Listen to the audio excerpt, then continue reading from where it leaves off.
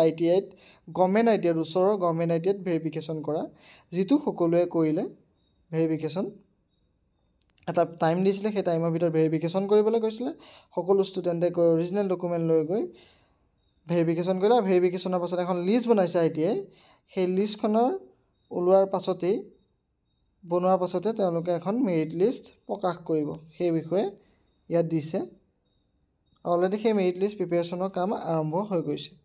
ইয়াৰ পাছতে আহিছে choice feeling এখন মেৰিট লিষ্ট আছে আহিব সেই মেৰিট লিষ্টখনত যিসকলে পাব তেওঁলোকে চইচ ফিল কৰিব লাগিব তাৰপিছত চইচটো সেভ কৰিব লাগিব এটা ষ্টেপুলেটেড টাইম দিব অৰ্থাৎ এটা সময়সীমা নিৰ্ধাৰণ কৰি দিব সেই নিৰ্ধাৰিত সময়সীমাৰ ভিতৰত আপোনালোকে যিটো চইচ সেই চইচটো ফিল আপ কৰি